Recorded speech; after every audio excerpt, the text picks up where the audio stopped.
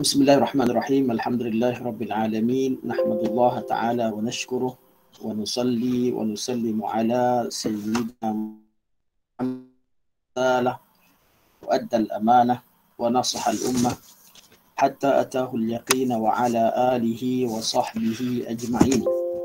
Subhanaka la ilma lana illa ma 'allamtana innaka antal alimul hakim. Rabbi shrah li sadri wa yassir li amri واحلل عقدة من لساني يفقه قولي أما بعد فإن أصدق الحديث كتاب الله وخير الهدي هدي محمد صلى الله عليه وسلم وشر الأمور محدثاتها وكل محدثة بدعة وكل بدعة ضلالة وكل ضلالة في النار ثم ما بعد.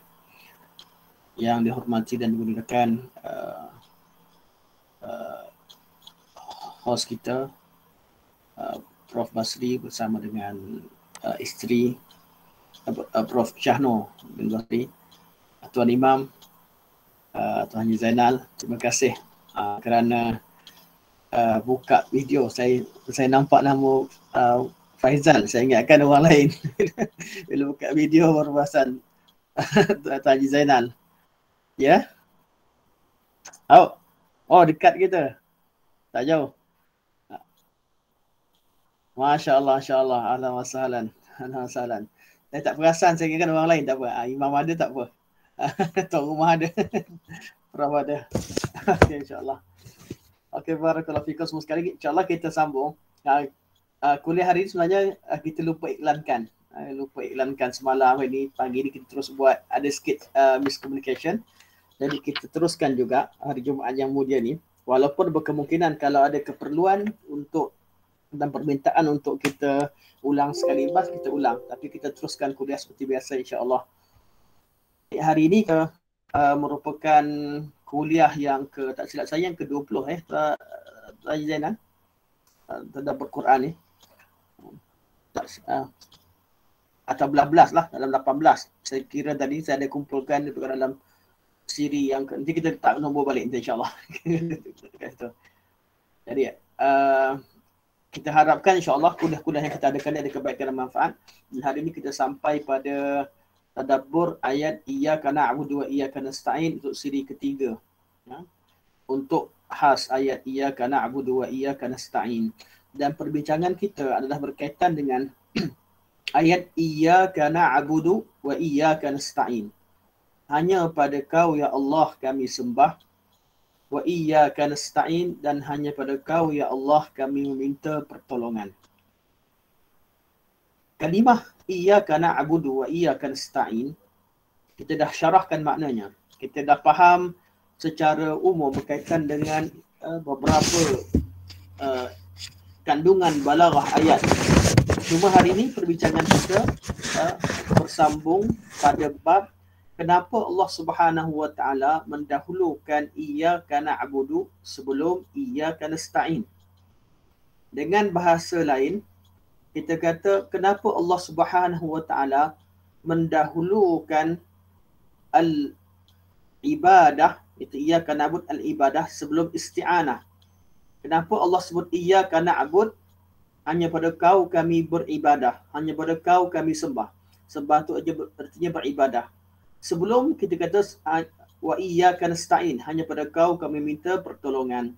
Kita dah sebutkan beberapa sebab, saya ulang sekali imbas bagi yang mungkin baru mengikuti kuliah tadabbur kita. Pertama, kerana al-ibadah adalah tujuan ajaran Islam ataupun agama Islam itu sendiri. Malah ia tujuan dan maksud penciptaan seluruh makhluk, dan ia adalah tujuan dan maksud penciptaan manusia dan jin secara khusus. Jadi maksud dan tujuan atau kita panggil sebagai ghayah. Manakala al-isti'anah, iaitu memohon pertolongan, adalah wasilah atau sarana untuk mencapai perkara tersebut. Kita mampu beribadah kerana kita meminta pertolongan kepada Allah Subhanahu Wa Taala untuk mudahkan jalan kita untuk beribadah. Jadi Allah dahulukan iyyaka na'bud, artinya Allah sebutkan dahulu ghayah, tujuan kita diciptakan. Hidup kita semata-mata kerana beribadah kepada Allah Subhanahu Wa Taala. Beribadah secara khusus dan beribadah secara umum seperti mana yang kita pernah sentuh. Ibadah secara khusus artinya apa sahaja yang Allah syariatkan dalam agama ini seperti solat, puasa, zakat, haji, zikir, bacaan Quran dan sebagainya. Semua ibadah-ibadah yang Allah Subhanahu Wa Taala syariatkan melalui lisan Nabi sallallahu alaihi wasallam, hendaklah kita sembah Allah dengan cara yang diajarkan oleh Nabi sallallahu alaihi wasallam 100%. Ikut Nabi. Ini nama ibadah khusus.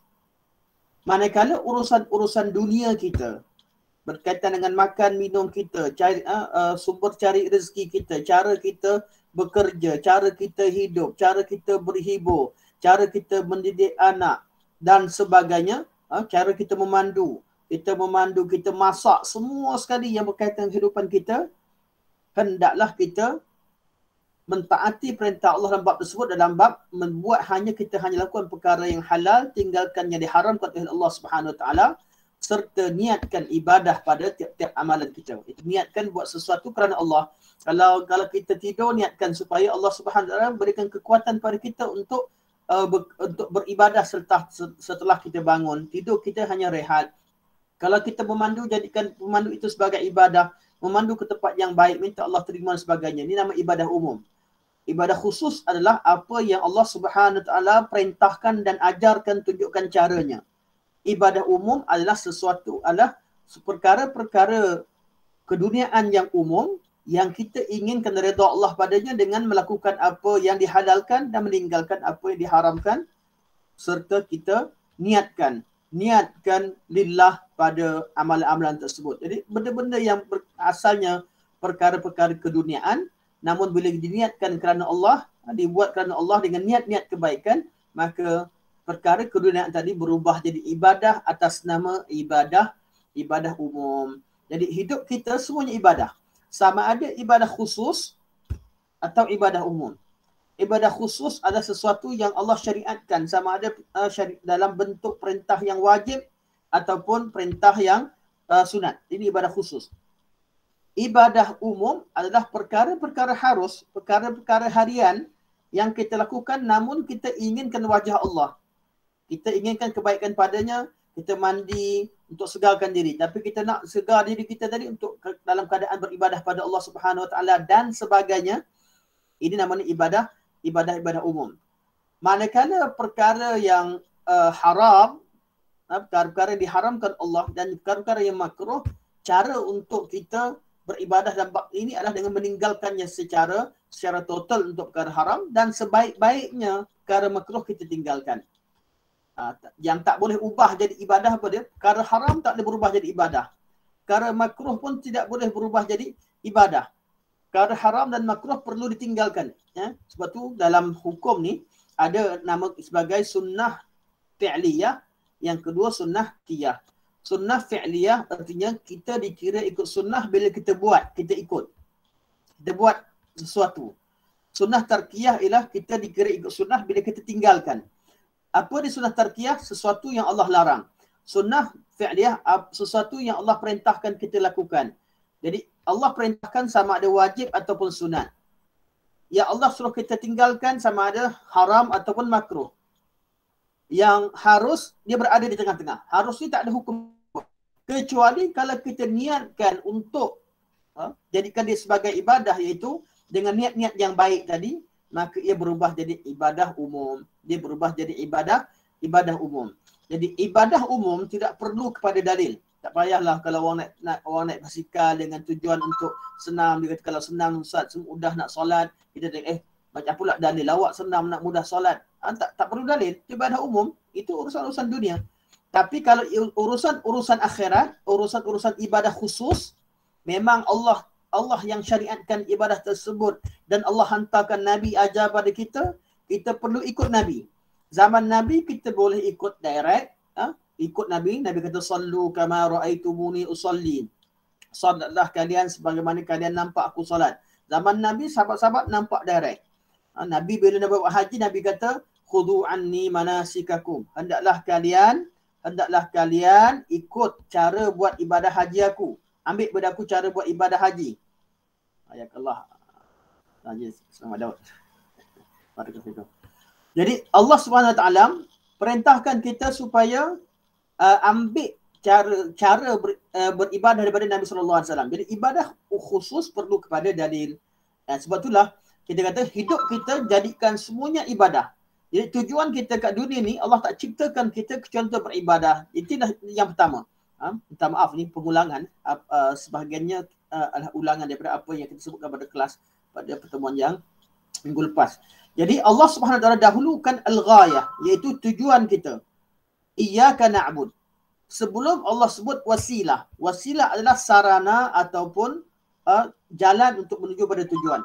Kita nak ibadah ni memang nampak macam mudah.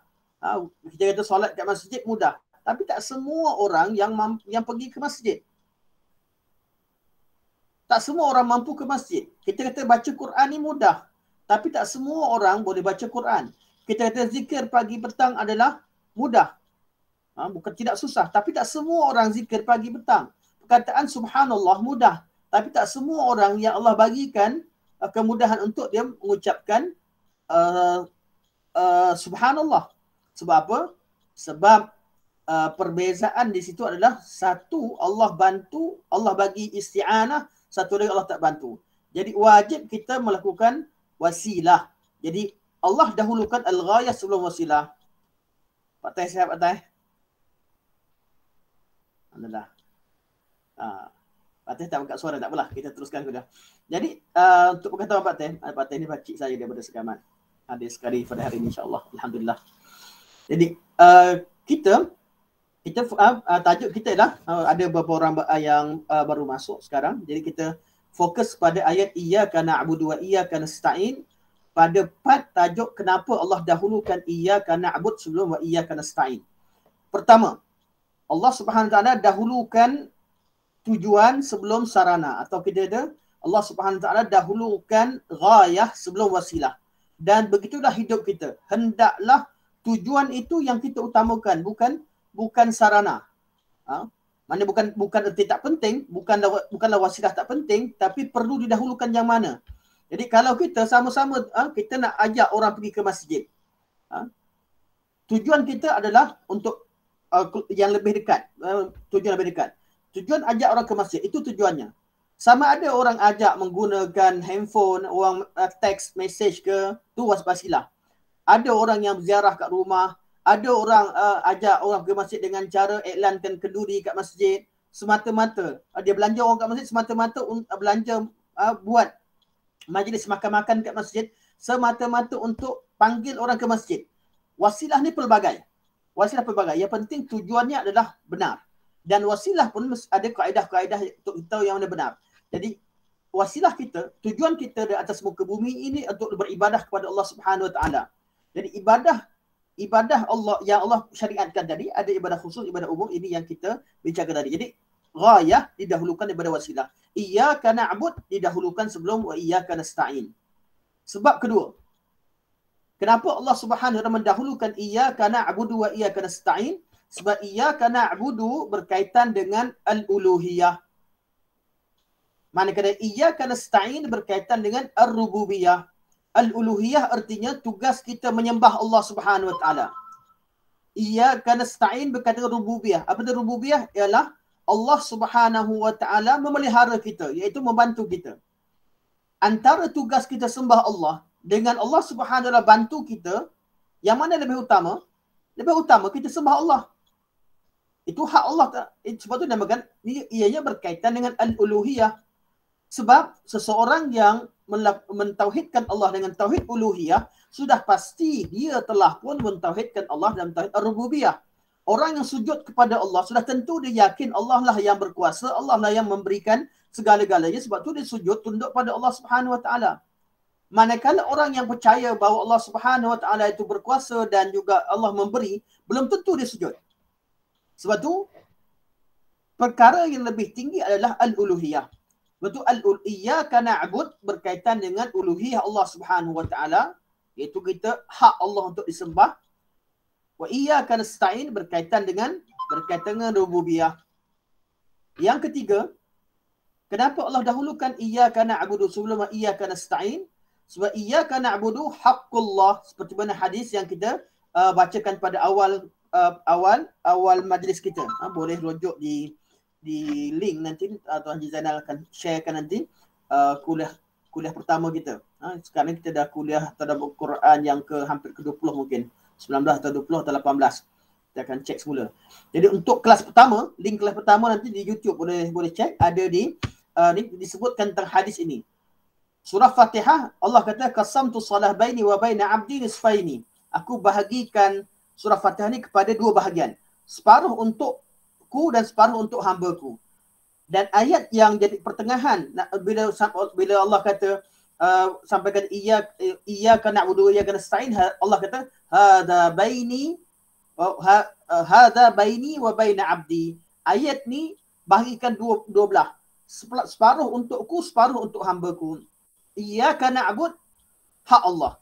Iyyaka nasta'in, hazzul ibad, iaitu bahagian hamba. Nak kata hak hamba pun boleh istilah, tapi lebih tepat sebut hazzul ibad, bukan haqqul ibad. Sebab hamba tidak boleh wajibkan Allah dengan sesuatu. Okey. Jadi haqqullah, iyyaka na'bud. Hazzul ibad, iyyaka nasta'in. Hak Allah untuk disembah. Hak hamba untuk dibantu. Jadi hak Allah didahulukan berbanding dengan hak hamba. Iyyaka na'budu didahulukan sebelum iyyaka nasta'in. Ini dalam bab kita tentang hak. Yang keempat, kenapa iyyaka na'budu didahulukan sebelum iyyaka nasta'in? Sebab iyyaka na'budu mengandungi al-isti'anah. Dengan bahasa mudahnya, tiap-tiap orang yang beribadah, mereka sudah pasti beristi'anah kepada Allah Subhanahu Wa Taala. Iyyaka na'budu, semua orang beribadah pada Allah. Mereka ni semua orang yang solat. Contoh, semua orang yang solat, itu orang beribadah, sudah pasti mereka beristi'anah pada Allah. Sebab mereka baca ihdinas siratal mustaqim. Mereka dalam ibadah tu ada isti'anah. Manakala isti'anah, tak semua orang beristi'anah, mereka beribadah pada Allah. Orang buat maksiat pada Allah. Tapi sampai-sampai nak kaya, angkat tangan. Ya Allah, aku nak kaya. Dia bukan nak ibadah, dia nak kaya. Dia nak isti'anah sahaja.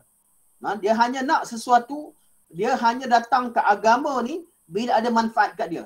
Tuan-tuan, insyaAllah besok saya ada kuliah berkaitan dengan membentras pemikiran etis di Baitul Salam.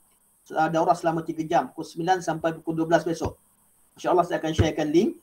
Ini berkaitan dengan pemikiran etis yang ada sekarang. Sampai ke tahap etis dengan pelbagai pecahannya, termasuk yang tak mengaku kehadiran Allah SWT. Kita nak bentras pemikiran ni. Daurah khas yang kita lakukan, mungkin bersiri. Jadi kali pertama kita buat macam mana nak berdepan dengan generasi yang mula terpengaruh dengan pemikiran etis. Pemikiran tidak percaya tentang kewujudan Allah, tak percaya tentang agama, tak percaya pada hari kiamat dan sebagainya. Itu besok. Antaranya adalah sebab tadi. Antaranya adalah mereka ni terpengaruh dengan pemikiran pragmatisme ataupun yang fikirkan manfaat. Dia nak beragama, dia bukan sebab dia nak beribadah pada Allah. Dia nak sembahyang kalau ada manfaat. Orang suruh sembahyang. Ayat Quran kata inna salata tanha 'anil fahsya'i wal munkar. Solat itu mencegah dia daripada fahsyak munkar. Dia pergi masjid, solat. Lepas tu balik buat dosa lagi. Dia tak salahkan diri dia, dia salahkan ayat Quran. Ayat Quran kata solat cegah fahsyak munkar. Aku solat masih teruk lagi ni. Dia tak salahkan diri dia. Sebab apa? Dia buat sesuatu nak agama hanya untuk manfaat saja. Ni golongan pragmatisme. Ni pemikiran yang datang daripada falsafah daripada US. Jadi semua nak manfaat. Dia beragama hanya kerana manfaat, bukan kerana beribadah pada Allah. Jadi kenapa iyyaka na'budu didahulukan dengan iyyaka nasta'in? Sebab orang yang beribadah pada Allah, dia menghambakan diri kepada Allah, bukan kerana manfaat. Kerana dia tahu hak dia, hak Allah untuk disembah, dan dia menunaikan hak Allah. Iyyaka nasta'in, sembah hanya pada Allah kita minta pertolongan. Orang yang beribadah sudah pasti melakukannya. Namun ada orang yang tak beribadah pada Allah tapi nak manfaat. Nak manfaat, nak kebaikan, nak Allah tolong dia. Ada orang yang begini. Buat syirik, tapi sampai berada di tengah lautan, angin datang sebagainya, baru masa tu dengar, Ya Allah. Masa tu bila nak terhempas kapal terbang, baru my God, Ya Allah, Ya Allah. Sedangkan sebelum tu dia tidak beribadah pada Allah, tak beriman pada Allah. Seperti Fir'aun, sebelum tu mengaku ana rabbukumul a'la, sampai ketika berada di tengah lautan, ketika datang taufan, ketika datangnya laut bercantum semula, tenggelamkan dia, baru dia mengaku beriman dengan Tuhan Tuhan Bani Israel. Dan ini adalah orang yang hanya beristi'anah. Jadi kenapa Allah Subhanahu dahulukan iyyaka na'budu wa iyyaka nasta'in? Iyyaka na'budu sebelum iyyaka nasta'in, sebab iyyaka na'budu dia sempurna. Dan semua orang yang beribadah pasti mereka beristi'anah kepada Allah Subhanahu taala. Iyyaka nasta'in, suatu ibadah yang mulia, namun ada orang yang datang beristi'anah pada Allah tanpa beribadah. Jadi tak semua orang yang beristi'anah itu mereka ni beribadah kepada Allah Subhanahu taala. Namun semua orang yang beribadah pada Allah mereka beristi'anah kepada Allah Subhanahu wa taala. Ini sebab yang keempat atau hikmah yang keempat. Hikmah yang kelima. Iyyaka na'budu wa iyyaka nasta'in. Iyyaka na'budu iaitu beribadah pada Allah dilakukan tidak akan dilakukan kecuali daripada orang yang ikhlas. Orang yang ikhlas. Manakala iyyaka nasta'in dilakukan oleh orang ikhlas, orang tak ikhlas. Orang betul-betul beribadah pada Allah, tunduk sujud, hanya orang ikhlas. Dan kalau dibuat sekalipun, kalau tunjuk sujud tapi tak ikhlas, dia munafik. Dia tidak ibadah, tak terima. Fawailul lil musallin alladzina hum an salatihim sahun walladzina hum yura'un wa yamna'un al-ma'un. Allah kata celaka orang yang solat yang mana solat dia nak tunjuk-tunjuk. Yura'un, orang yang celaka orang yang solat lalai daripada solat. Dia tak nak solat tapi terpaksa solat. Kalau solat sekalipun, solat dia tu solat untuk menunjuk-nunjuk. Jadi Allah kata celaka orang yang an solatin, bukan orang yang solat. Ayat ni bukan ayat berkaitan orang yang leka sahur, artinya orang yang semayang lepas tu berangan. Orang semayang berangan ni orang Islam lah, tapi level dia level rendah. Solat dia tidak kualiti. Itu tak celaka. Itu tak celaka. Mereka ini adalah orang yang awam yang perlu meningkatkan kualiti solat mereka. Sebab tu Allah tak kata fawailul lil musallin alladzina hum fi salatihim sahun. Allah tak kata fi salatihim. Allah kata an salatihim, iaitu mereka yang tak nak solat atau yang lambatkan solat sehingga terkeluar pada waktunya. Dia tak nak solat tapi dia terpaksa solat sebab apa? Sebab ada kebaikan yang mereka nak. Orang munafik mereka terpaksa solat sebab mereka nak jadi warga negara Islam. Ada kebaikan. Mereka nak dapat zakat, mereka nak dapat tak nak duduk sebagai orang kafir di negara Islam, nak belagak dan tunjuk depan orang pada Islam. Alladzina hum an salatihim sahun. Sebab tu mereka ni Allah kata sahun. Mereka ni leka dan lalai daripada solat, bukan leka lalai dalam solat. Mereka tak nak solat pun. Solat tu benda yang nombor 2 atau nombor 10 bagi mereka, tak penting bagi mereka. Walladzina hum yura'un, dan mereka ni lah orang-orang yang menunjuk-nunjuk dan riak dalam solat. Dia solat hanya nak tunjuk-tunjuk. Okey. Itu sebab yang keempat, yang kelima.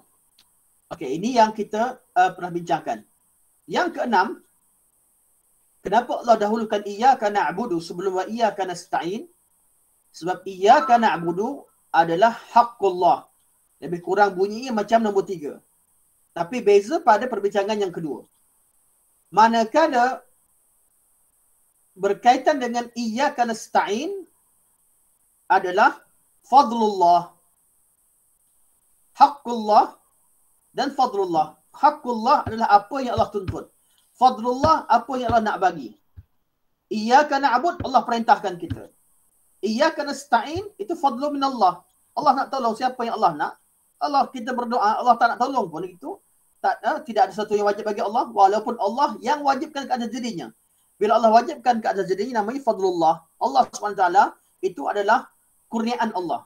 Allah nak tolong siapa yang Allah nak. Tapi ibadah pada Allah pada perintah Allah. Perintah dan kurnia, perintah itu lebih aula daripada kurnia, ataupun kita sebut dengan istilah yang lain, perintah Allah itu adalah amanah. Amanah dengan antara amanah dan tugas dengan gaji, yang mana lebih penting? Dahulukan tugas dan amanah sebelum cerita tentang gaji. Sebelum cerita tentang gaji, laksanakan tugas baru cerita gaji. Ni kalau belum buat apa-apa minta gaji dulu sebelum buat kerja. Itu sebab tu Allah SWT mendahulukan iyyaka na'budu sebelum iyyaka nasta'in. Sebab tu dalam bab ini, bab hakullah ni banyak disebutkan, cuma saya ringkaskan kepada beberapa perkara yang telah kita sebutkan.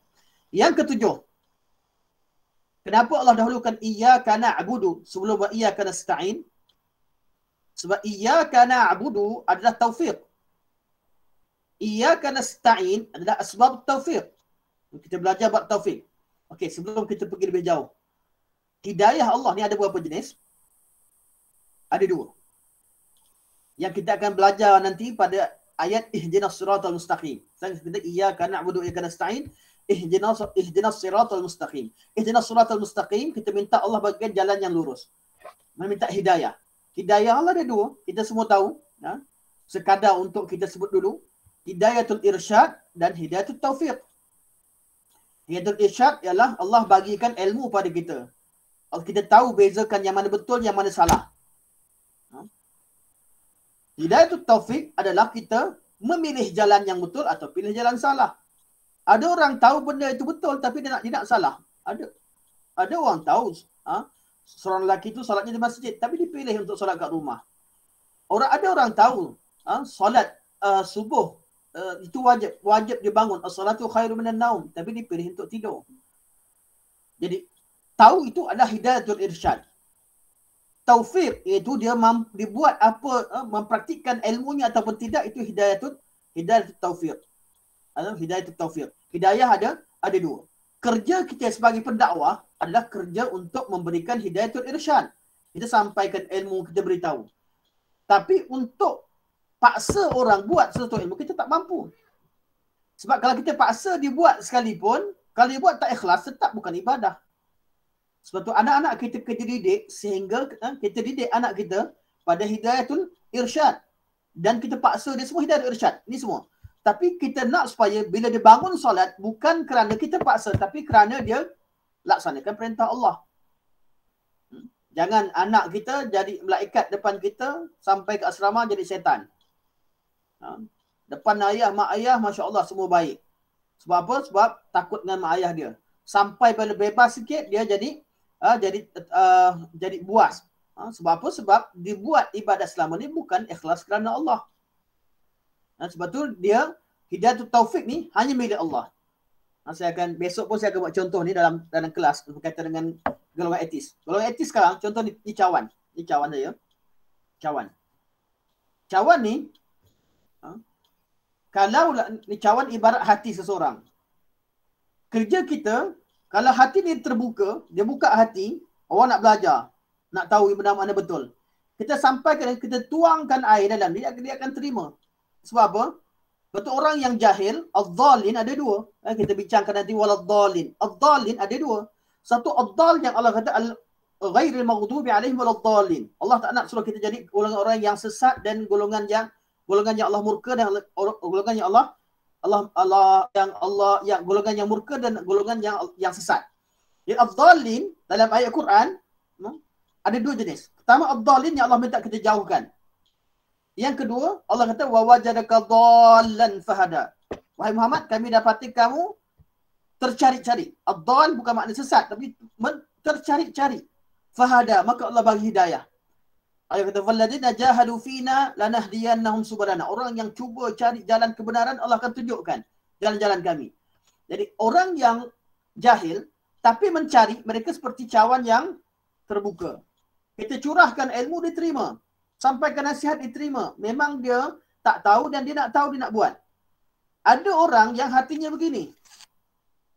Kita ni daripada luar, curahkanlah. Bawalah air berapa tong sekalipun, nak bagi kepada hati yang tertutup, kita tak mampu. Betul. Inilah namakan hidayatul taufiq. Seseorang, hati orang tu nak terbuka, nak bersedia menerima, atau nak tertutup, itu adalah kerja dia. Dalam hati dia, kita tak tahu. Kerja kita sebagai penasihat, sebagai pendakwah, hanyalah tuangkan, sampaikan ilmu. Pastikan apa yang disampaikan, yang kita tuangkan bagi dia adalah air yang bersih, air yang bermanfaat, air yang menyedapkan, air yang ada kebaikannya. Bukan tuangkan racun. Ada orang yang mengajarkan, orang dah terbuka. Masyarakat awam dah terbuka nak belajar. Datang ustaz-ustaz sebagian, ajar benda sesat. Ajar benda tak betul. ajar perkara-perkara itu menyebabkan kesiannya pada orang yang telah terbuka hati tapi diisi dengan najis, diisi dengan racun, diisi dengan perkara-perkara kotor. Sebab itu dalam Islam perlukan pada dua. Perlukan kepada asasnya kepada pendakwah yang jujur dalam ilmunya dan perlukan kepada pengikut yang sedia belajar. Dan kita yang buka hati kita tak semestinya buka. Kita mesti buka kepada kebenaran, tutup kepada syubhat dan syahwat.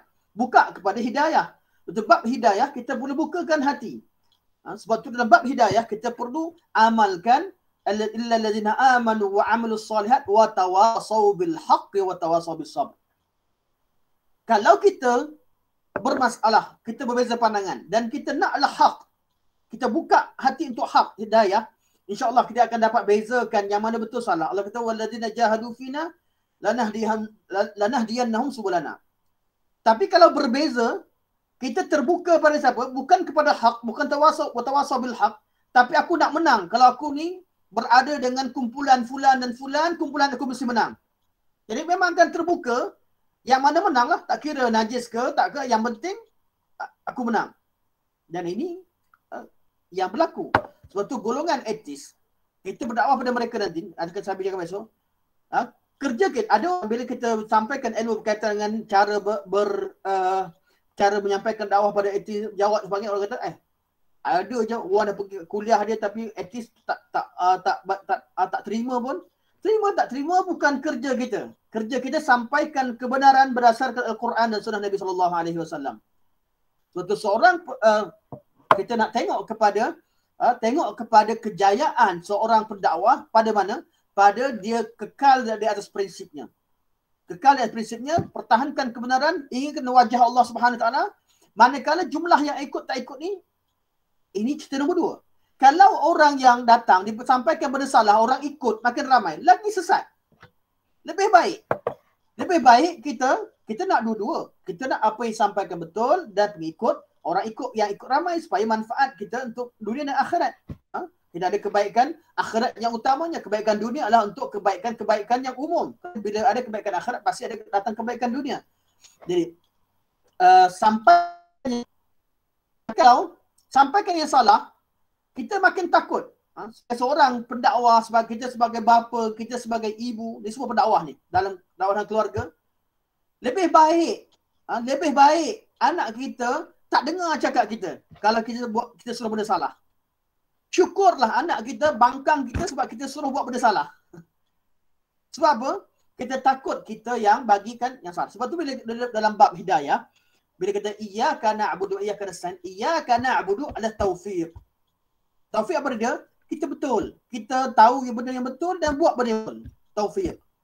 Iyyaka nasta'in, hanya pada kami minta pertolongan adalah asbab taufiq. Kita kata ya hayyu ya qayyum bi rahmatika astaghith aslih li sya'ni kullah wa la takilni ila nafsi tarfat ain.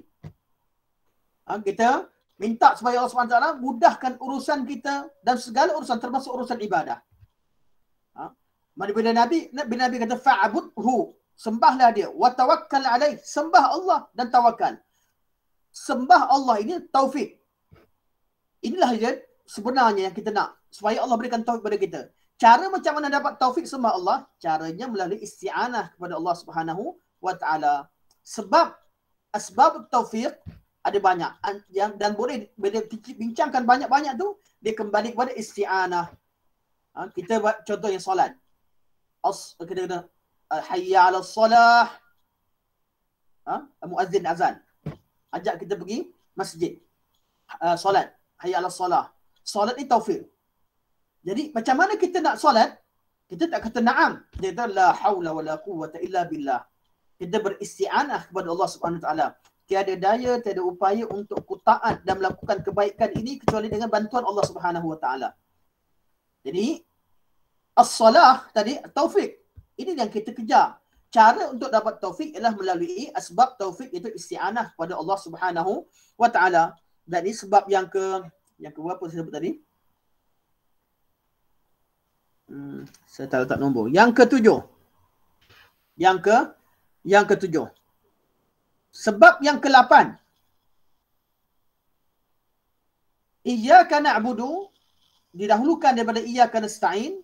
So, iyyaka na'budu berkaitan dengan amanah. Iyyaka nasta'in berkaitan dengan jaza dan balasan. Lebih kurang dengan tafsiran haqqullah, haqqul ibad. Tapi sekarang bab tugas kita. Tugas kita, amanah kita adalah sembah Allah. Itu yang Allah perintahkan. Allah kata, inna aradna al-amanata 'ala as-samawati wal ard wal jibal fa'abayna an yahmilnaha wa ashfaqna minha wa hamalaha al-insan innahu kana zaluman jahula. Allah kata, kami dah bentangkan, kami dah offer amanah ini kepada langit dan bumi dan kepada gunung-gunung.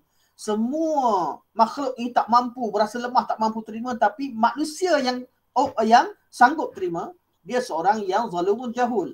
Jadi amanah kita yang Allah offer kat situ pada amanah untuk sembah Allah. Apa itu sembah Allah? Sembah Allah dengan ikhtiar. Makhluk yang lain semua sembah Allah. Semua yang di langit di bumi sembah Allah, tasbih pada Allah, tapi bukan ikhtiar, bukan dengan pilihan. Semua makhluk ikut perintah Allah. Allah kata, sembah mereka sembah, tak ada siapa yang lawan. Tapi untuk manusia dan jin, Allah berikan pilihan. Adanya iradah kauniyah, dan iradah syar'iyah. Yang kita tentu. Allah SWT ada dua undang-undang. Undang-undang syarak dan undang qada' qadar. Undang-undang qada' qadar, iradah kauniyah, Allah kata kun fayakun. Itu yang terjadi pada semua makhluk. Tapi iradah syar'iyah, Allah ada undang-undang syarak. Undang-undang syarak, Allah Subhanahu Wa Taala turunkan Quran, turunkan sunnah. Allah berikan kemampuan kita untuk beramal, tapi kita pilih nak amal dia baik ke, nak ikut sunnah ke, nak lawan sunnah ke. Allah bagi pilihan pada kita atau nak duduk diam. Itu semua pilihan kita. Jadi amanah didahulukan berbanding dengan jaza, berbanding dengan balasan ataupun imbuhan. Jadi iyyaka na'budu, amanah kita. Iyyaka nasta'in, bantuan Allah adalah imbuhan terhadap amalan kita. Jadi tanggungjawab lebih didahulukan berbanding dengan imbuhan atau balasan. Yang kesembilan, kenapa iyyaka na'budu didahulukan daripada iyyaka nasta'in? Iyyaka na'budu adalah taqarrub ila Allah. Iyyaka nasta'in hajah ad-daruriyah ila Allah. Iyyaka na'budu, kita nak dekatkan diri pada Allah. Memang kita nakkan wajah Allah, kita cari Allah SWT. Kita nak dekatkan diri pada Allah, taqarrub pada Allah SWT. Iyyaka nasta'in, memang kita perlu pada Allah. Kita ni, urusan dunia kita, kalau Allah SWT tak bagikan keizinan, kita tak mampu buat apa-apa. Memang kita perlu pada Allah. Tapi iyyaka na'budu, ada orang kata, aku tak semayang, kaya je. Apa? Dia tak nampak pentingnya iyyaka na'budu. Tapi sampai dia miskin, baru nak masuk, baru nak cari macam mana amalkan ayat untuk jadi kaya. Baru nak cari ayat. Tak baca Quran selama ni. Nak kaya baru nak cari ayat. Selama tak pernah solat. Sampai pada masa nak pinang seseorang, orang tak terima ke sebagainya, baru masa tu macam mana ayat Quran ada, ayat Quran pelembut hati. Tapi banyak kita ni jadi ustaz ni kadang-kadang jemaah datang bukan tanya cari ibadat ke, dia tanya, ustaz ada tak ayat pelembut hati? Ada tak ayat macam ni? Boleh tak pakai tangkal macam itu? Itu pula yang dia minta. Tugas kita ada ajak orang untuk bertakarub pada Allah Subhanahu Wa Taala. Ajak mereka, sebab benda ni ada orang nampak penting, ada orang nampak tak penting. Sedangkan itu perkara yang paling penting, amanah. Berkaitan dengan hajat, semua orang yang sakit, kita suruh buat apa pun. Betul, ambillah golongan etis yang tengah sakit. Kita nak pergi kata bantu. Etis ke, musyrik ke, agama Hindu ke, Buddha ke, kalau minta kena rasuk ke sakit ni, jangan cari ustaz juga. Walaupun dia, saya pernah ada Cina minta tolong. Tolong baca lah untuk anak dia. Bila dia ada masalah, dia boleh minta. Sebab itulah dia katakan bahawa iyyaka na'budu, kenapa didahulukan daripada iyyaka nasta'in walaupun kedua-duanya ibadah, sebab iyyaka na'budu adalah taqarrub kepada Allah Subhanahu Wa Taala. Iyyaka nasta'in adalah hajat makhluk kepada Allah, kepada hajah ad-daruriyah, hajat yang secara darurat, semua orang akan berhajat kepadanya. Yang ke-10, kenapa iyyaka na'budu didahulukan daripada iyyaka nasta'in? Iyyaka na'budu adalah permintaan daripada Allah. Allah perintahkan kita, ya ayuhan nasu ubudu rabbakumul ladzi khalaqakum wal ladzina min qablikum la'allakum tattaqun. Allah kata, ya ayuhan nasu ubudu rabbakum. Wahai seluruh manusia, sembahlah Rabb kamu. Sembah Rabb kamu. Ini permintaan daripada Allah, perintah daripada Allah, permintaan Allah yang minta kita beribadah pada Allah. Iyyaka na'budu. Iyyaka nasta'in. Ya Allah, bagikan aku kaya, ya Allah bagikan aku rezeki, ya Allah bagikan aku anak, ya Allah bagikan anak yang soleh, ya Allah. Itu permintaan makhluk. Maka permintaan Allah itu lebih didahulukan berbanding permintaan makhluk. Iyyaka na'budu didahulukan berbanding iyyaka nasta'in. Yang ke-11. Sebab kita kata, kalau orang tanya, tak berapa banyak nak bagi sampai ni? Nak berapa sampai berapa banyak pun tak habis. Sebab ayat ni Ibnu Qayyim tulis, sebab saya sebut, Ibnu Qayyim tulis tentang ayat ni sahaja. Iyyaka na'budu wa iyyaka nasta'in. Kitab Madarijus Salikin, beribu-ribu muka surat. Kita nak ringkaskan ni, cuba disyarah panjang-panjang. Kita ringkaskan je, kita pendekkan saja apa yang disebut oleh ulama-ulama sebelum ini. Sebab ayat Quran surah Fatihah adalah umul kitab. Sebab tu kalau majlis tadabbur kita, kalau kita detailkan lagi sekalipun, mungkin dulu kita jaga kita nak sampai 20 siri, insya-Allah habis. Sekarang kita nak 20 siri sampai iyyaka nasta'in. Mungkin kita sambung sampai 30 siri. Itu pun kita syarah banyak benda yang kita cepatkan. Walaupun ada benda yang berulang atas sebab kita nak ingatkan semula, tapi dari segi makna Fatihah ni makna yang sangat luas. Tuan-tuan pergi tadabbur dengan ustaz lain, saya buat ada lagi benda lain yang disebutkan yang saya tak perasan, yang saya tak tahu. Saya sendiri masih lagi dengar tadabbur surah Fatihah sampai sekarang. Dengar dan cuba nak faham makna isi kandungan Fatihah. Okey, yang ke-11. Untuk part kenapa Allah dahulukan iyyaka na'budu sebelum iyyaka nasta'in. Iyyaka na'budu adalah asbab tamkin. Besok PRN Melaka, contoh. Siapa yang Allah menangkan, Allah kukuhkan, itu antara makna tamkin. Tamkin tak semestinya lah menang. Tapi kalau umat Islam menguasai dunia, maksudnya Allah bagikan tamkin. Kalau kita tak ada kuasa, kita ni lemah di dunia, belumlah kita tamkin. Jadi kalau kita bab tamkin, dia terbalik. Tamkin ni berkaitan dengan apa yang manusia nak. Semua orang nak menang dan kuat. Menang dan kuat namanya tamkin. Manakala asbab untuk tamkin adalah dengan cara minta dengan Allah, dengan cara ibadah. Orang-orang yang beriman, Allah akan berikan mereka tamkin. Orang-orang yang beriman, Allah akan berikan pada mereka tamkin. Itu mereka telah melakukan asbab-asbab tamkin. Jadi, iyyaka na'budu adalah asbabun nusrah dan tamkin. Allah Subhanahu wa taala jadikan bahawa Allah akan menangkan orang-orang mukmin. Walaupun dalam dunia nyata kita nampak depan mata kita kadang-kadang ada orang Islam yang kalah. Tapi penghujungnya mesti Islam menang. Kita tak boleh ukur dengan neraca dengan apa yang kita nampak depan mata kita, siapa menang siapa kalah berdasarkan kepada cara kita. Kalau macam itulah Firaun ialah menang. Sebab tu Firaun dia rasa dia menang pada zaman Nabi Musa, dia rasa dia menang. Sebab apa? Dia tak tengok penghujung hidup dia. Dia mana tahu apa yang berlaku pada hidup dia. Dia rasa dia kuat. Dia paling kuat. Musa ni Bani Israel. Bangsa Bani Israel pun ditangkap jadi hamba. Musa ni seorang saja. Dengan adik-beradik dia dengan Harun, dengan abang dia. Dengan beberapa kaum dia nak lawan aku apa. Tapi penghujungnya, Musa atau Fir'aun yang akan Allah tolong. Allah akan tolong Musa. Ketika perempuan-perempuan di negeri Mesir, mereka fitnah Nabi Yusuf. Waktu tu Yusuf lemah.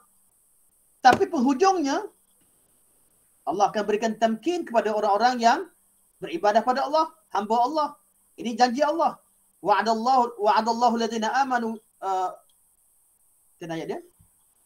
Wa'adallahu alladhina amanu minkum wa 'amilus salihat la yastakhlifannahum fil ardi kama istakhlafa alladhina min qablihim. وَلَا يُمَكِّنَنَّ لَهُمْ دِينَهُمُ الَّذِي ارْتَضَى لَهُمْ وَلَا يُبَدِّلَنَّهُمْ مِنْ بَعْدِ خَوْفِهِمْ أَمْنًا يَعْبُدُونَنِي لَا يُشْرِكُونَ بِي شَيْئًا. Allah kata, kami dah bagikan janji kepada orang beriman dan beramal soleh, kami akan bagikan mereka ni istikhlaf di atas muka bumi ini. Mereka akan kuasai atas muka bumi, wala yumakkinanna lahum, dan kami akan bagikan mereka kuat, kukuh kerana agama yang mereka anuti. Jadi ibadah asbab tamkin. Isti'anah, mana berkata at-tamkin sendiri berkata isti'anah adalah tahakkuk tamkin. Untuk tamkin hendaklah dilakukan asbab sebelum dapatkan, kita mesti buat usaha sesungguh-sungguhnya beribadah pada Allah, baru Allah berikan kemenangan. Artinya apa? Ada orang Islam yang cuba sampaikan dakwah, orang tak terima. Kita ceritalah kat orang. Last kali orang kata, belagaklah tu, Ustaz tu. Kadang-kadang semua pendakwah-pendakwah akan dilabelkan pelbagai label, akan dicop, akan dikata begini, begitu, kita cerita tentang Al-Quran, cerita tentang Sunnah, cerita tentang begini, akan orang label dengan pelbagai perkara. Cara macam mana? Kita belum menang ni. Cara nak menang, ibadah lagi, sujud lagi, doa lagi kepada Allah. Namanya ibadah.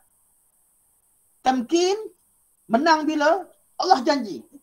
Sama ada kemenangan itu waktu kita hidup atau setelah kita mati atau 10 tahun lagi, tak tahu. Khadijah, orang pertama masuk Islam, meninggal dah.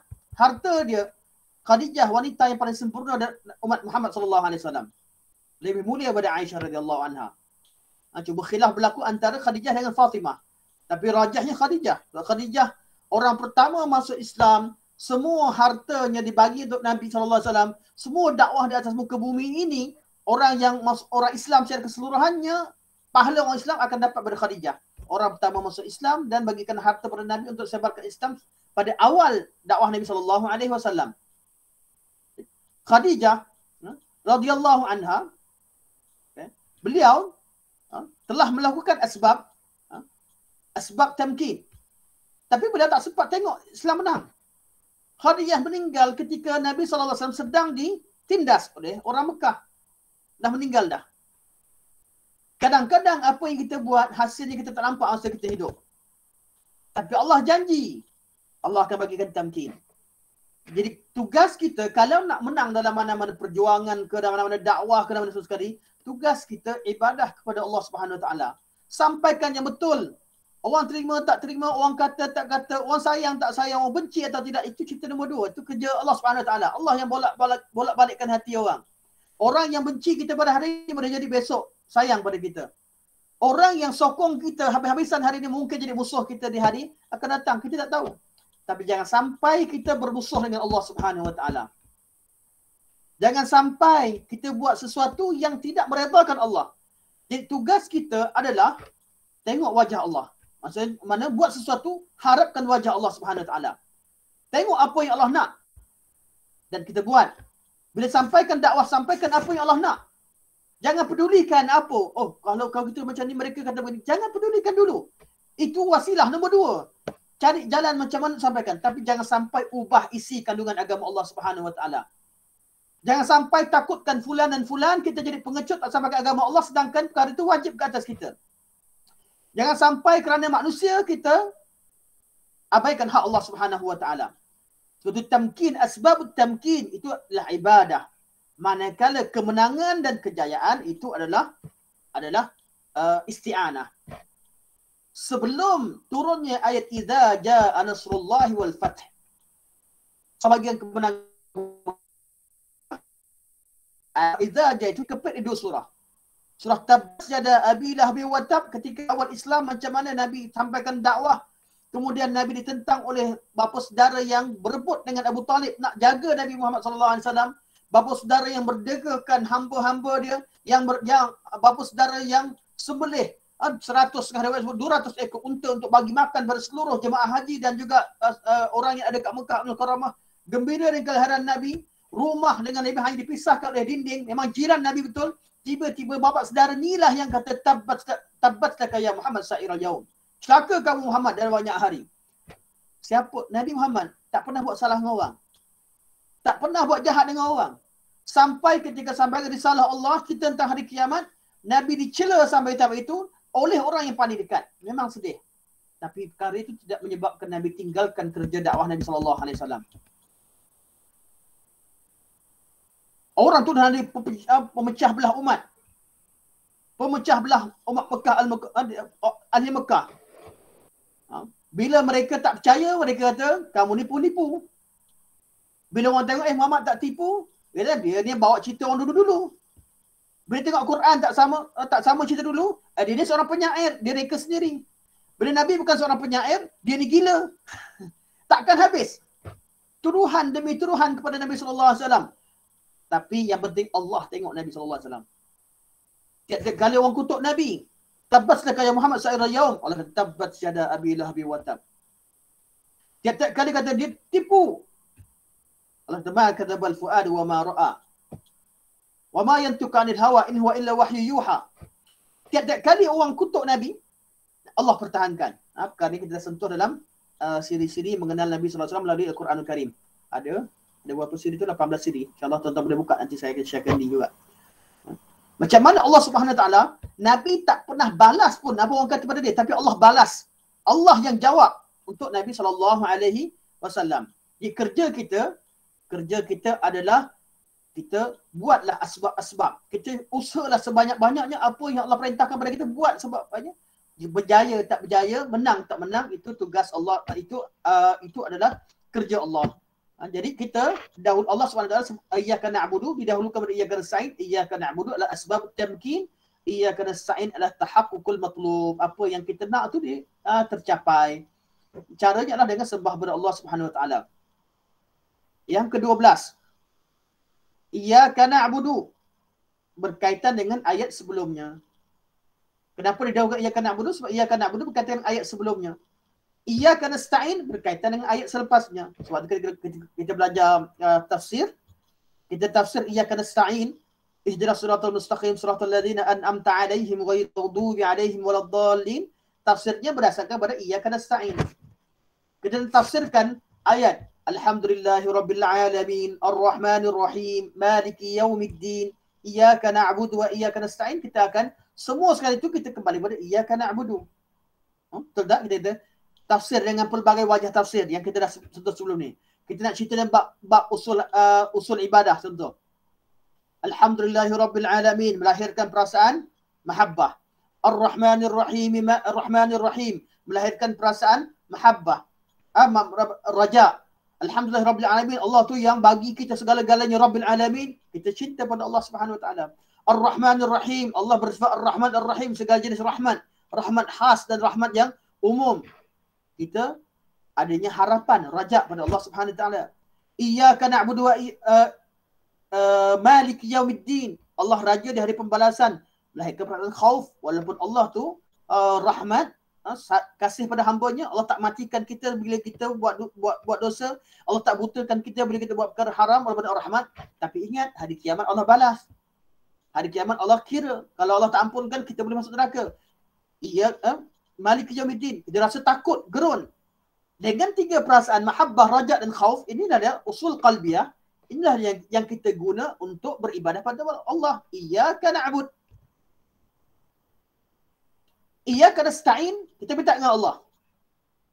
Dia berkaitan sebelumnya. Minta apa dia? Minta diberikan hidayah. Hidup kita takkan hebat. Belajarlah tinggi mana sekalipun. Kalau Allah tak bagi hidayah, boleh jadi sesat. Ihdinas siratal mustaqim. Minta hidayah. Kita beristianah pada Allah SWT untuk berikan hidayah. Hidayatul irsyad, hidayatul taufiq.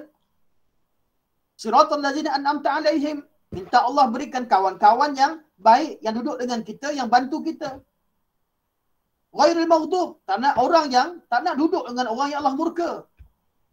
Waladdallin, kita minta kepada Allah dijauhkan daripada golongan yang sesat dan dikelilingi oleh orang yang sesat. Jadi ayat Iyyaka na'budu wa iyyaka nasta'in, iyyaka na'budu diartikan berdasarkan kepada ayat sebelumnya. Iyyaka nasta'in diartikan berdasarkan kepada ayat selepasnya. Contoh tadi, contoh berkaitan dengan hati. Berkaitan dengan amal qulub. Kalau kita nak buat ayat berkaitan dengan hak Allah, hak hamba, begitu juga. Kalau kita nak tafsir berdasarkan kepada konteks yang lain, semuanya kembali kepada iyyaka na'budu akan diartikan kepada di atas, iyyaka nasta'in diartikan kepada ayat selepasnya. Sebab tu iyyaka na'budu didahulukan berbanding iyyaka nasta'in sebab nak suaikan dengan tajuk. Tajuk berkaitan dengan ayat-ayat sebelumnya dan ayat-ayat selepasnya. Okey, sampai sini kita berhenti dulu minggu ni. Minggu depan sambung lagi insya-Allah. Berkaitan dengan kenapa Allah Subhanahu Wa Taala mendahulukan iyyaka na'budu sebelum iyyaka nasta'in. Kita dah berapa tadi? Ada 12 sebab insya-Allah. Minggu depan kita sambung sampai sebab mungkin saya kata saya sebut kita sampai 20 je lah. Kita sampai 20 sebab kenapa Allah Subhanahu Wa Taala mendahulukan iyyaka na'budu iyyaka nasta'in. Lepas tu kita kena masuk pula kenapa Allah kata iyyaka na'budu, Allah tak kata iyyaka a'budu. Nanti kita bincangkan juga pada minggu depan insya-Allah. Kenapa dhamir kat situ iyyaka na'budu? Kami, tidak kata saya. Sedangkan yang baca Quran tu seorang. Tak ada pun baca ramai-ramai. Baca ramai-ramai itu hanya untuk belajar. Tapi untuk zikir pada Allah masing-masing. Tapi kenapa Allah kata iyyaka na'budu? Sedangkan ayat ni ayat berkaitan dengan ayat mutakallim dengan khitab. Kita bercakap dengan Allah. Kenapa mula dengan iyyaka na'budu? Kita akan belajar nanti berkaitan nun istitba' dan sebagainya. Ini semua akan kita bincangkan kemudian insya-Allah. Dan kita buka pada perbincangan dan persoalan. InsyaAllah siapa yang ada soalan sebagainya berkaitan dengan ayat ni terutamanya, kalau tak berkaitan surah Fatihah secara umum, kalau tak kita pergi kepada soalan yang umum untuk kita bincangkan insyaAllah. Okay, Assalamualaikum Ustaz. Assalamualaikum warahmatullahi wabarakatuh. Ya Ustaz, tafadhal. Sikit je.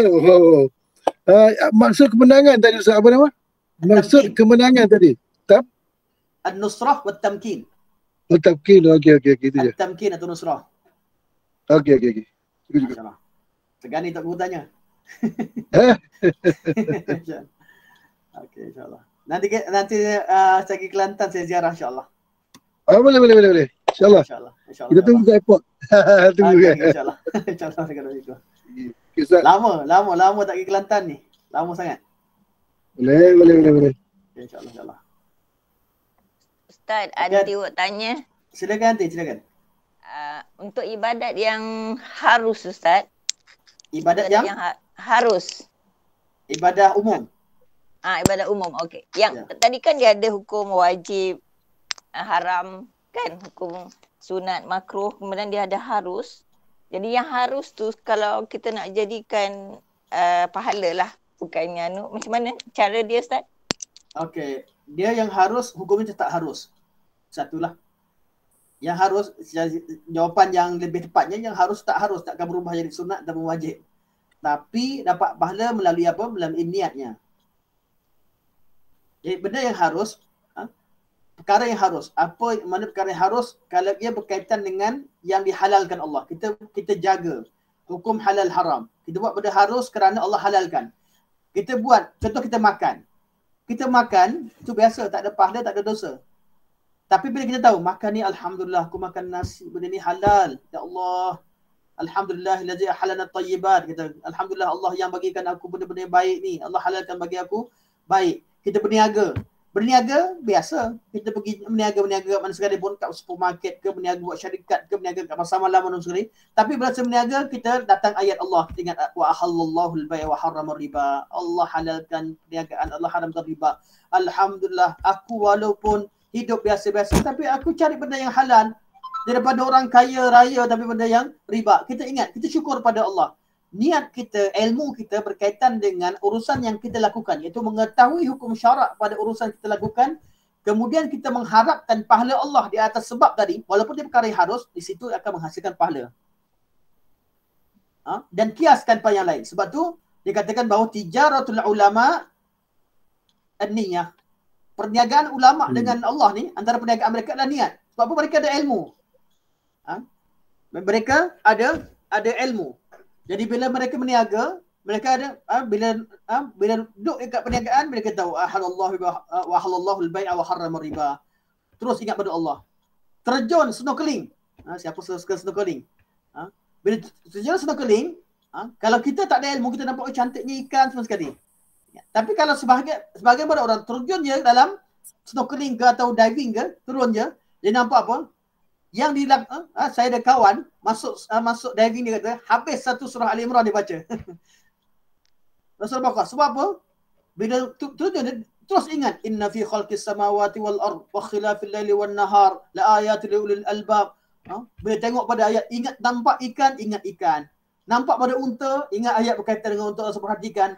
Jadi mereka ada ilmu. Dengan ilmu tadi, dengan ilmu yang kita ada, perkara-perkara biasa tadi ada kebaikannya. Kadang-kadang melalui pengajaran daripada benda tu, kita nampak anjing yang menjelirkan lidahnya dan tidak, kita ingat pada ayat berkaitan dengan orang-orang yang Allah bagikan hidayah pada dia tapi tak terima. Allah umpamakan seperti orang-orang, seperti anjing yang menjelirkan lidahnya. Ketika di tiap keadaan menjelirkan lidahnya.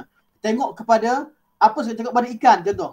Tengok pada ikan, ingat pada apa? Hadis berkaitan tuntut ilmu. Orang-orang pelajar-pelajar bagi menuntut ilmu, orang yang berikan ilmu akan didoakan oleh makhluk-makhluk di langit dan bumi, termasuk ikan-ikan di lautan. Contoh, ikan nampak biasa tapi dia zikir kepada Allah. Semua ni bila benda-benda perkara-perkara harus bila dihadirkan ilmu itu dengan niat, dengan ilmu, dengan maksud yang baik atau apa sekalipun, ini semua akan menghasilkan pahala, menghasilkan ibadah. Jadi macam mana cara dia? Cara dia tuntut ilmu dan niatkan kebaikan. Cari apakah perkara yang kita boleh takarrub pada Allah padanya untuk kita niatkan. Naik kereta contoh, naik kereta. Nak pergi mana? Nak pergi supermarket. Naik kereta supermarket tak ada apa-apa. Alhamdulillah wasahlan. Orang Mekah dah. Prof, kat Mekah ke kat Madinah? Oh, Madinah. Ahlan wasahlan. InsyaAllah. Assalamualaikum. Ya, cantik. Okey, insyaAllah. Terima kasih, Prof. Okey. Alhamdulillah. Ini sudah tak hantar. Ini dah isi dah. Okey. Jadi kalau pergi supermarket, cuba contoh. Supermarket apa ada? Supermarket boleh makanan minuman sebagainya. Ya Allah, ya Tuhanku, jadikan rezeki yang halal ni. Aku dapat pada harta yang halal, ya Allah. Aku nak beli makanan yang halal yang kau halalkan, ya Allah. Jadikan ia sebagai keberkatan untuk darah daging anak-anakku, ya Allah. Contoh. Keberkatan hidup sebagainya. Semua tempat, semua benda yang harus ni kita ada cara untuk kita ingat Allah padanya. Maka perkara harus dikekal harus, tapi pahala tadi pada niat tadi. Pahala pada niat dan ilmu yang kita ada dalam bertakarrub pada Allah dan perkara-perkara yang harus. Terima kasih Ustaz, terima kasih. Sama-sama. Alhamdulillah. Prof, ayakallah. Prof, berapa hari kat Madinah, Prof? Tak dengar lah. Tak dengar. Tak dengar dah. Masuk je. Okey, insyaAllah. Okey, ada soalan lain? Assalamualaikum Ustaz. Alhamdulillah. Ya, Aunty Rahimah. Nak tanya. Ya, Ahlan, tadi Ustaz beritahu sentiasa kita kena berilmu dan menuntut ilmu. Berdosa ke kalau kita tahu itu memang diminta dalam Islam dan kita mengabaikan, kemudian kita lakukan perkara-perkara yang lama ikut ilmu yang kita ada. Salah ke tidak? Sebab kita tahu saranan tu kita kena belajar tapi kita abaikan. Ya Ustaz. Ya, terima kasih. Menuntut ilmu berkaitan perkara wajib adalah wajib. Berkaitan perkara sunat adalah sunat. Dan menuntut ilmu secara umum adalah wajib. Tapi berkaitan dengan konten dan tajuk dia, menuntut ilmu adalah dengan tujuan kita menunaikan hak Allah Subhanahu Wa Taala, menunaikan hak, mengangkat kejahilan daripada diri kita. Ini wajib. Kejahilan kita dalam bab apa? Dalam bab-bab. Seperti orang awam diwajibkan menuntut ilmu dengan kadar mengangkat kejahilan pada dirinya dalam segala perkara yang Allah wajibkan padanya. Sama ada berkaitan dengan akidah, ibadah ataupun berkaitan dengan urusan muamalah. Jadi jangan sampai bila Allah tanya man rabbuka di hari kat kubur, kita tak tahu sebab kita tak belajar kat dunia. Kita tak tahu hak Allah. Tuntut ilmu untuk ma'rifatullah, kenal Allah dengan kadar yang Allah tetapkan, iaitu apa yang Allah beritahu, itu wajib. Wajib. Tapi untuk berdakwah untuk tuntut ilmu supaya kita jadi mahir dan sampai kepada orang lain, itu adalah fardu kifayah, dia bukan fardu ain.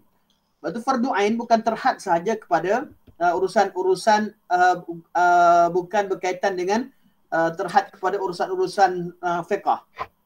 Apa sahaja Allah wajibkan kepada kita. Jadi kalaulah ada benda yang Allah wajibkan pada kita, kemudian kita tak tuntut ilmu, yang berdosa lah. Contoh, ada orang sampai sekarang tak pandai mengaji.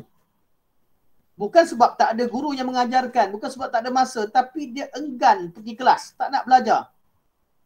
Memang haram. Haram.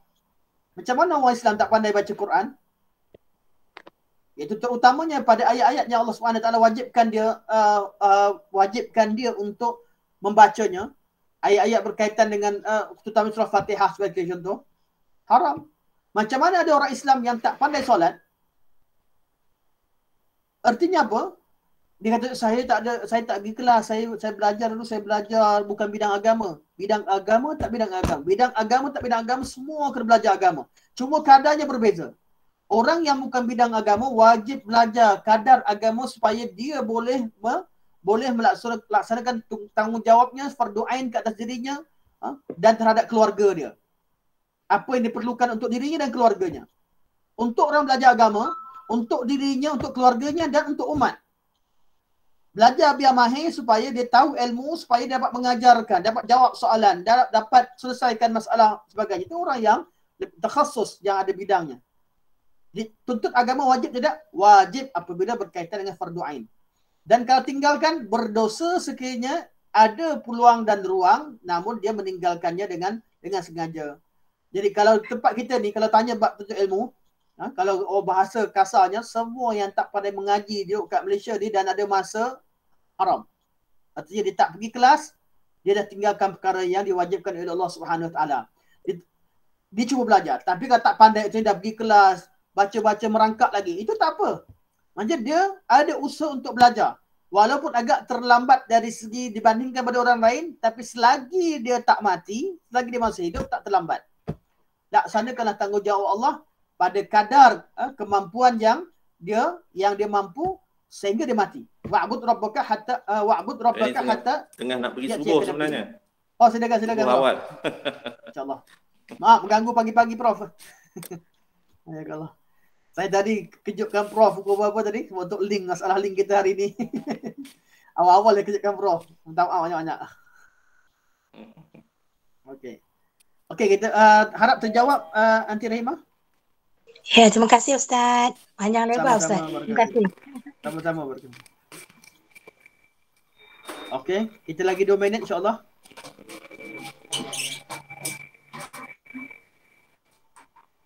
InsyaAllah besok saya akan sharekan kat grup tadabbur. Kalau bagi daripada Selangor, saya akan sharekan grup hadis sebagainya untuk link berdepan dengan daurah besok. Cara berdepan ataupun membenteras golongan etis. Dan lebih agak akademik sikit lah. Agak akademik tapi sebenarnya yang mana istilah-istilah akademik boleh diabaikan kalau tak nak ni, tapi fokus pada isi kandungan yang utama berdasarkan Quran dan Sunnah insyaAllah. Ustaz, boleh tanya lagi? Silakan Aunty. Salat tahajud, solat witir memang Rasulullah SAW lakukan. Macam mana kalau solat hajat yang kita biasa buat di sini, solat istikharah dan solat taubat, macam mana Ustaz boleh jelaskan sedikit? Nak minta maaf ni. Okey, solat hajat, solat taubat, solat istikharah, semua ni Nabi SAW ajarkan. Cuma kalau solat cuma kaifiah yang ulama khilafkan. Solat hajat sabit dalam ayat Quran, Allah kata wasta'inu bis-sabri was-salah, minta tolong pada Allah dengan sabar dan solat. Cuma solat hajat yang berlaku perbezaan pandangan bila ada orang ajar kaifiah macam-macam. Ada yang ni ajar 11 kali qul ya kafirun, 11 kali qul huwallahu ahad. Ada yang ajar baca doa tertentu dengan doa-doa, kadang-kadang doa-doa tu isi kandungan dikritik dan sebagainya. Situ jadi masalah. Situ yang akan jadi cerita sabit kita sabit. Tapi untuk minta bantuan pada Allah melalui solat hajat, itu solat penamaan solat itu yang jadi khilaf antara mazhab Syafi'i dengan mazhab yang lain. Syafi'i menamakannya sebagai solat hajat. Mazhab lain kata ini solat umum tapi kita minta hajat. Hakikatnya semuanya sepakat caranya sama seperti solat biasa. Tidak ada sebarang kaifiah khusus untuk solat hajat yang sabit. Hadis yang diriwayatkan oleh Sayyidina Ali bin Abi Thalib, hadis yang mungkar. Hadis yang mungkar. Bukan Sayyidina Ali-nya. Sayyidina Ali, mana jalan nak sampai kepada Sayyidina Ali itu jalan yang tidak sahih. Jalan yang dikategori sebagai mungkar. Bukan amar ma'ruf nahi munkar. Mungkar adalah istilah hadis. Kadang-kadang bila cerita tentang istilah hadis ni ada orang awam tak faham. Dia kata ustaz tu kata mungkar solat hajat. Bukan ustaz mungkar solat hajat. Solat hajat dituntut. Tapi dari segi sanadnya, sanad tu ada sanad yang nama-nama jenis kenapa dia boleh jadi lemah kerana dikatakan sebagai mungkar. Sama ada perawinya ada seorang yang dituduh menipu dalam percakapan biasanya ataupun dia sesuatu yang bertentangan dengan orang yang lebih thiqah pada dia, yang isi kandungannya berbeza.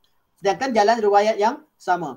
Jadi dalam bab kaifiah ni yang jadi perbincangan dan persoalan. Dan saya kalau orang tanya macam mana solat hajat, macam solat tahajud, macam solat tahiyatul masjid, macam solat ba'diyah, qabliyah dan ba'diyah, macam solat wuduk sebagainya. Cuma kalau waktu malam panjangkan bacaannya. Macam qiyam. Macam panjang bacaan. Qiyam kita panjangkan bacaannya, panjangkan sujudnya, panjangkan rukuknya, minta pada Allah SWT pada setiap kali sujud, setiap kali kita duduk antara duduk sebelum kita bagi salam, itu selepas kita diat, panjangkan bacaan-bacaan tertentu. Bila bacaan tertentu sampai pada ayat-ayat yang azab, kita ambil masa sikit ataupun adanya interaksi dengan ayat Quran sebagainya, itu berkaitan dengan cara tu berbeza di antara solat malam dengan solat yang solat qabliyah sebagainya. Qabliyah mana boleh panjang-panjang, kita baca panjang-panjang kan imam letak kamat, macam mana pula qabliyah dengan solat tawaf sebagainya dia ringkas. Tapi kalau berkaitan dengan qiyamul lail, dia akan jadi lebih panjang. Tapi tidak menyebabkan kita merekayasa pelbagai perkara. Masalah yang berlaku yang jadi kritikan adalah pelbagai bentuk dan cara menunaikan hajat, solat hajat yang tidak diajarkan oleh Nabi, kemudian ada orang tambah-tambahkan, dibuat. Bila ditegur bahawa perkara ini Nabi tak ajar, mereka kata benda baik. Saya bukan buat benda buruk, saya suruh buat benda baik. Tak. Apa yang Nabi ajar secara umum, kekalkan seperti adanya. Apa yang Nabi ajar secara khusus, Nabi tambah khusus sepertinya. Jadi macam mana orang jadi, macam mana nak beramal? Bacalah, kalau mampu baca ayat Quran satu juzuk lah. Amallah dengan apa yang sedia ada. Kalau tak tahu Subhana Rabbiyal A'la, saya tak hafal doa yang lain, Ustaz, ulanglah banyak-banyak. Bukan terhad pada 3 saja. Ulang Subhana Rabbiyal A'la berapa banyak sekali pun. Subhana Rabbiyal A'la wa bihamdihi juga sabit dalam setengah riwayat. Masuk masjid, cek My Sejahtera Saudi. Okey. Apa nama dia punya app tu, Prof? Oh, Prof tak dengar tu. Okey. Jadi solat hajat sabit. Solat hajat sabit itu dengan meminta hajat kepada Allah dengan sabar dan solat. Begitu juga dengan berbeda qiyamul lail solat tahajud. Dalam nak kata tahajud solat panjang, waktu itulah duk minta hajat sebagainya, solatnya banyak. Solat seperti mana yang diajarkan Nabi. Kalau Nabi SAW, Nabi hafal Quran, Nabi baca cukup 11 rakaat atau 13 rakaat. Mana Nabi kadang-kadang solat 11, kadang-kadang solat 13 termasuk witir. Cukup sampai subuh dah. Sebelum subuh kita dah belajar hari itu berkaitan dengan jadual harian Nabi SAW. Tapi kita tak sempat sentuh bab tahajud. Ini Nabi baca daripada pertengahan malam Nabi bangun. Okay. Nabi bangun sampai sebelum subuh tu 10 rakaat Nabi tu, mana 11 rakaat Nabi tu dah penuh dah malam. Tapi kita kan cuma hafal qul huwallah dengan qul ya ayyuhal kafirun. Macam mana nak panjangkan? Ada orang kata bacalah, ulanglah banyak-banyak. Itu yang disebutkan oleh kebanyakan orang, tapi rajihnya kalau nak ulang kerana ulang banyak-banyak tanpa dihadkan jumlahnya, itu ada perbincangan ulama, tapi yang paling baik adalah kalau kita mampu panjangkan qiyamnya, qiyam. Kalau tak mampu, banyakkan rakaat. Sebagaimana yang dilakukan oleh Imam Ahmad bin Hanbal. Imam Ahmad kadang-kadang beliau suka supaya solat itu dibanyakkan rakaatnya. Sampai diriwayatkan beliau solat 200 rakaat. Mana banyakkan rakaat. Mana nak perbanyakkan sujud dan rukuk kepada Allah SWT, itu juga dibenarkan mengikut qaul yang rajih. Tak dihadkan pada jumlah rakaat yang disolat oleh Nabi SAW. Sebab tu solat dalam berkaitan dengan solat tarawih, ulama ketika nak amalkan kat masjid, khilaf lah berapa rakaat untuk sesuai kat masjid. Tapi untuk mengamalkan sendiri, semua ulama kata berapa banyak sekali rakaat yang kita mampu, kita buat. Yang penting hidup kita penuh, malam-malam itu dipenuhi dengan ibadah kepada Allah Subhanahu Wa Taala. Dia balik pada soalan anti Rahimah tadi. Jadi solat hajat dan solat apa lagi, taubat dan sebagainya, semua ini sabit, tapi dengan bukan dengan solat yang khas, tapi solat umum. Tapi istikharah khas sebab memang Nabi ajarkan secara khusus. Hatta taubat, sebagian ulama kata khas, sebagian ulama kata umum sebab berkaitan dengan hadis taubat. Yang pentingnya semua sabit kata solat. Cuma kefahaman kita terhadap solat tu, solat khusus ke atau solat umum, itu yang menjadi perbincangan. Ustaz, yang qiyam tu nak dipenuhi dengan bacaan Al-Quran ke, bertasbih ke, beristighfar ke, macam mana Ustaz? Yang kata tadi kalau rakaat tu kurang, boleh dipenuhi dengan qiyam. Boleh Qiyam Ustaz? artinya baca surah tu panjang, baca surah panjang. Dalam Macam kita solat? baca dalam solat. Waladhdallin. Baca surah Baqarah ke, Ali Imran ke. Itu Ustaz mana hafal Ustaz? Sebab itulah timbulnya persoalan boleh atau tidak pegang mushaf. Jadi rajihnya untuk solat qiyamul lail boleh. Sebab Aisyah radhiyallahu anha pernah lakukan. Aisyah pernah lakukan. Maksudnya solat boleh pegang mushaf. Walaupun walaupun kadang-kadang kita hafal Quran, tapi sampai masa kita penat, kita boleh buka Quran untuk bantu kita. Kadang-kadang kita penat, kita tengok sebagainya, itu tak ada salah. Untuk solat qiyam. Ulama khilaf kat mana, khilaf yang lebih berat. Untuk qiyam tu ada khilaf sedikit lah, tapi khilaf lebih berat bila solat wajib. Solat wajib boleh atau tidak buka mushaf, itu ada perbincangan tersendirilah. Rajihnya boleh, tapi lebih baik baca apa yang kita hafal. Faqra' ma tayassar. Faqra' ma tayassar min. Baca yang mana mudah yang kita hafal, itu lebih baik.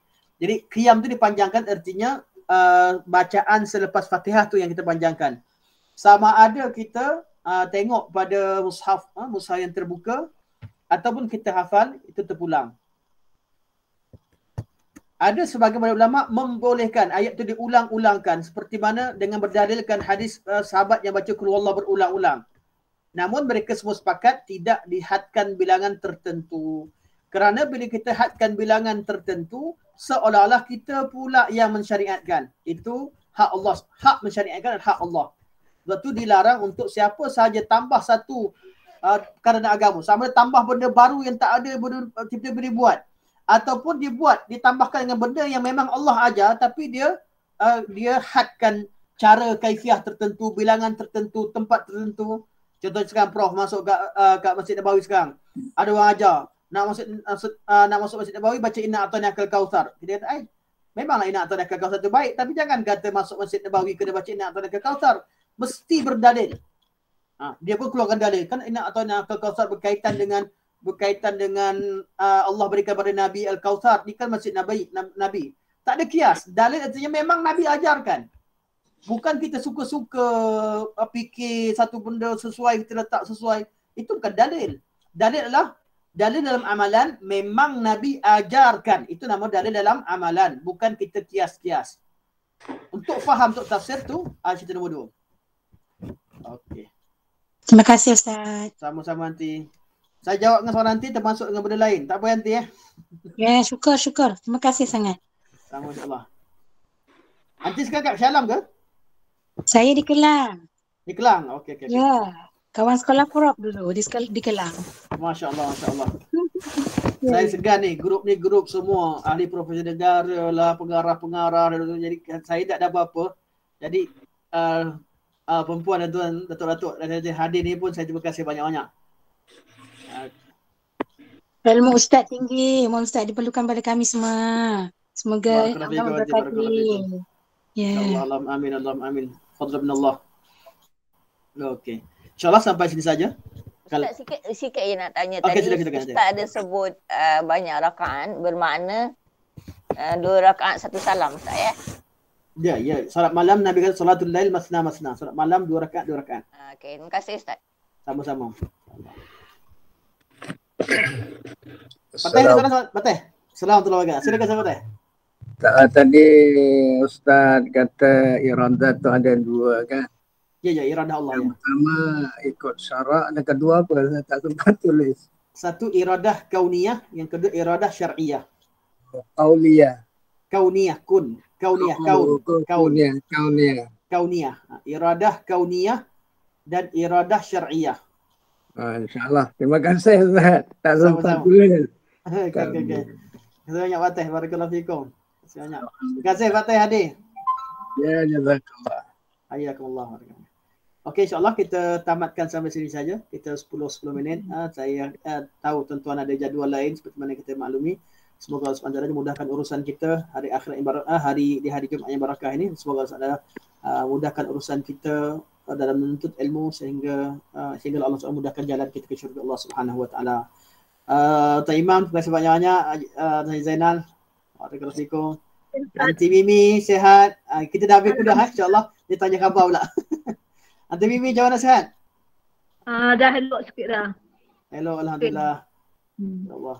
Saya antara paling respect Aunty Mimi dalam ward pun ikut kelas, masa dalam kat luar ikut kelas, masa masya-Allah. Semua link yang hantar Aunty Mimi, Aunty Work semua sekali ni, yang lain semua sekali lah, cuma fokus pada Aunty Mimi, semua kelas hadir.